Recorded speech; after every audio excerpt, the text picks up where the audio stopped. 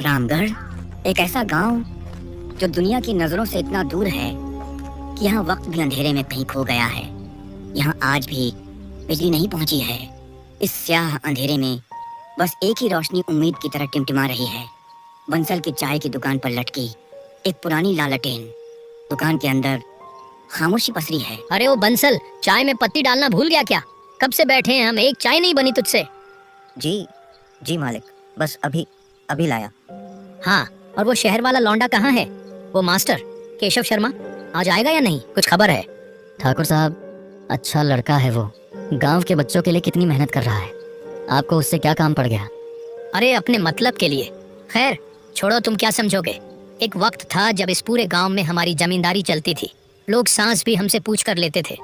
दादू, आप भी कहाँ इन पुरानी बातों में फंस जाते हो? गांव के हालात तो देखो, आज भी वही अंधेरा है। वक्त बदलता है बेटा, पर कुछ लोग नहीं बदलते। तभी बारिश की बूंदों के बीच हाथ में एक छाता लिए मास्टर केशव शर्मा ने दुकान में कदम रखा। उसके हाथ में कुछ किताबें थीं। प्रणाम ठाकुर साहब। प्रणाम दामोदर काका। रोहन, तुम भी यहीं हो? अरे आओ बेटा केशव, उम्र लंबी है तुम्हारी, अभी ठाकुर साहब तुम्हें ही याद कर रहे थे। ये किताबें? जी काका, शहर गया था तो बच्चों के लिए ले आया, कल सुबह बांट दूंगा। मास्टर केशव की यही बात उसे गांव में सबसे अलग बनाती थी। दामोदर काका की आंखों में उसके लिए खास अपनापन था, पर ठाकुर भानु प्रताप उसे बस एक मामूली नौकर की तरह देखता था। बेटा तुम बिल्कुल मेरे अपने भतीजे जैसे हो। ठीक 2 साल पहले मेरा भी एक भतीजा था, बिल्कुल तुम्हारी ही तरह, पर एक जानलेवा बीमारी ने उसे मुझसे छीन लिया। उसके जाने के बाद गांव में मुझे काका कहने वाला कोई नहीं बचा था, पर जब तुम आए तुमने मुझे काका कहकर बुलाया, मन को बड़ी शांति मिली बेटा। सो जाता हूँ। अगली सुबह आसमान बिल्कुल साफ था। मास्टर केशव रात की घटना को एक बुरा सपना समझकर मन को ताजगी देने के लिए टहलने निकला। वो बच्चों को किताबें बांटने के बाद नदी किनारे आ गया। इस गांव में आए 1 हफ्ता ही हुआ है, पर क्यों ऐसा लग रहा है जैसे मैं यहाँ बरसों से हूँ। कुछ तो अजीब है। यही सोचते सोचते वो नदी किनारे पहुंच गया। नदी में ढेर सारे सफेद कमल के फूल खिले थे। मास्टर उन फूलों को देखने के लिए जरा नदी के करीब चला गया। वाह, कितने सुंदर फूल है, लगता है आज सुबह ही खिले हैं। मास्टर केशव जब उन फूलों को निहार रहा था, ठीक तभी एक खौफनाक घटना घटी। उसकी आंखों के सामने नदी के पानी पर एक सफेद कफन में लिपटी लाश तैरती हुई आई, मगर वो कफन बिल्कुल सूखा था, जैसे पानी की एक बूंद ने भी उसे छुआ न हो। ये मंजर देख मास्टर केशव डर से कांप उठा। यहाँ ये लाश ना, नहीं, ये कफन तो भीगा भी नहीं है। ये नामुमकिन है, ये कैसे हो सकता है? मास्टर केशव ने एक पल भी नहीं गंवाया। वो उल्टे पांव बेतहाशा भागने लगा। वो भाग रहा था, उसे नहीं पता कहाँ, बस भागते जा रहे थे। भागते भागते वो हाँफते हुए वापस बंसल की दुकान के सामने आकर गिरा। उसे इस हाल में देखकर दुकान पर बैठे ठाकुर भानु प्रताप, दामोदर काका, बंसल और ठाकुर का लठैत शंभू सब हैरान रह गए। अरे मास्टर, क्या हुआ बेटा? तुम इतने घबराए हुए क्यों हो? किसी ने कुछ कहा? वहाँ नदी में एक लाश तैर रही है, और उसका कफन सूखा था। ये सुनते ही ठाकुर और शंभू जोर से हंस पड़े। पागल हो गए हो क्या मास्टर? सूखी लाश? लगता है शहर के लड़के का दिल बहुत कमजोर है। अरे शंभू, जा जरा देख तो सही, मास्टर क्या बक रहा है। शंभू, बंसल और रोहन नदी की तरफ भागे। ठाकुर और दामोदर काका भी पीछे पीछे गए। वो कमल के फूल, पानी बिल्कुल साफ था। मालिक, यहाँ तो एक पत्ता भी नहीं तैर रहा। मास्टर खामखा हम सबको परेशान कर दिया। क्यों रे मास्टर, मजाक करने के लिए हम ही मिले थे या धूप में दिमाग खराब हो गया है तेरा? चल निकल यहाँ से, और अगली बार गांव वालों का वक्त बर्बाद किया तो अच्छा नहीं होगा। मास्टर केशव शर्मिंदा और डरा हुआ वहां खड़ा रहा। काले बादल घुमड़ रहे थे। बंसल की दुकान पर वही महफिल जमी थी। ठाकुर भानु प्रताप, दामोदर काका, रोहन, बंसल और शंभू सब वही थे।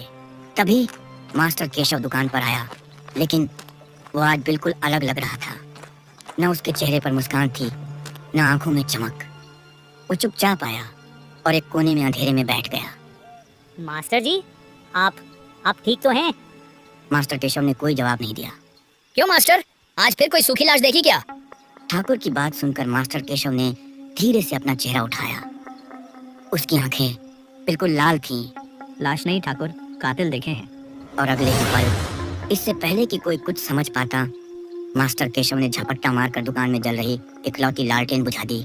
दुकान में मौत जैसा अंधेरा छा गया। अरे ये क्या किया बेटा? और उस अंधेरे में मास्टर केशव के शरीर से हड्डियां टूटने की आवाजें आने लगीं। वो जमीन पर गिरकर तड़पने लगा। दादू, मास्टर जी को क्या हो गया? और फिर वो खड़ा हुआ, लेकिन अब वो मास्टर केशव नहीं था।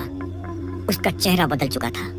आंखों से जैसे खून टपक रहा था और उसके दांत धारदार छुरियों की तरह बड़े और नुकीले हो गए थे। पहचाना नहीं मुझे? भानु प्रताप, मैं हूँ गोपाल, तुम्हारा गोपाल काका, जिसे तुम तीनों ने मिलकर बेरहमी से मार डाला था। उस रात की कहानी रामगढ़ का कोई नहीं भूला था। कई साल पहले इसी दुकान की जगह गोपाल काका की चाय की दुकान थी। उसकी पत्नी लक्ष्मी कई दिनों से बीमार थी, मौत के बिस्तर पर। उस रात गोपाल ने जैसे तैसे अपनी पत्नी की दवा के पैसे जोड़े थे। वो बस दुकान बंद करके दवा लेने जाने ही वाला था कि तभी ठाकुर भानु प्रताप अपने लठैत शंभू और उसी बंसल के साथ उसकी दुकान में आ धमका। अरे ओ गोपाल, इस महीने का किराया कब देगा?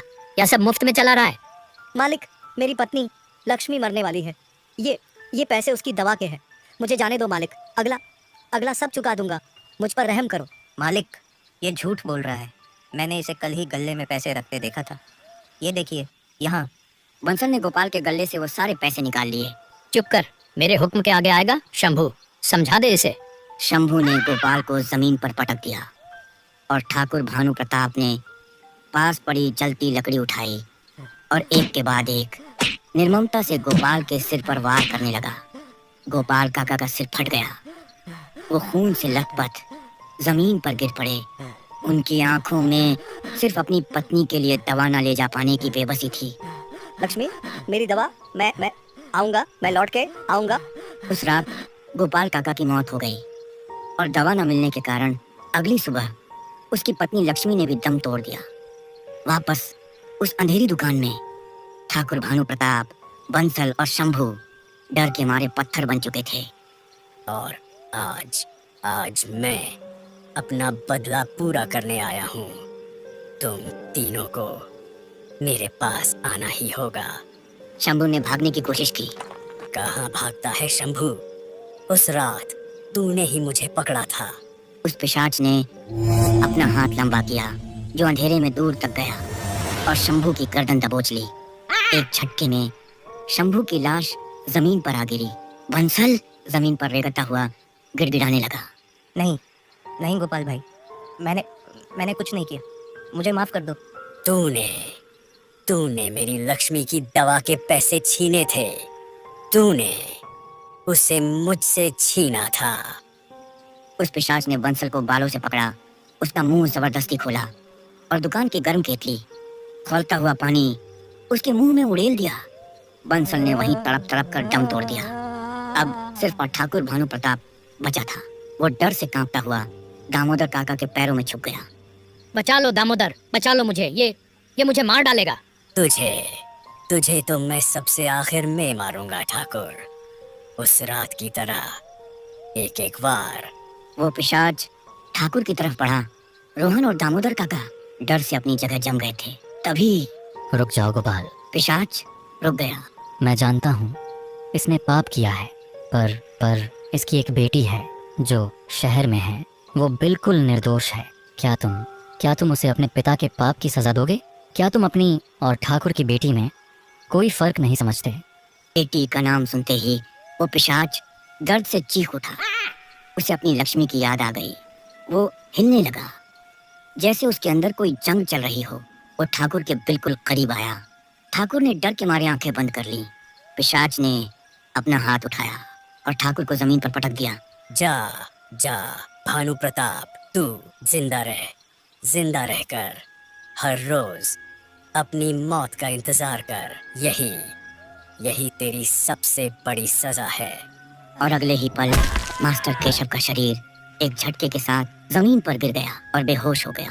वो पिशाच एक काले धुएं के रूप में दुकान से बाहर निकला और उस तूफानी रात में गायब हो गया। उस रात रामगढ़ में प्रतिशोध पूरा हुआ। अगली सुबह जब मास्टर केशव को होश आया, उसे कुछ भी याद नहीं था। पर ठाकुर भानु प्रताप, वो जिंदा तो था पर वो पागल हो चुका था। वो बस एक ही बात रटता रहता था, वो आएगा, वो लौट के आएगा। रामगढ़ की गलियों में आज भी अंधेरा है, और अब उस अंधेरे में एक खौफनाक इंसाफ की कहानी भी दफन है।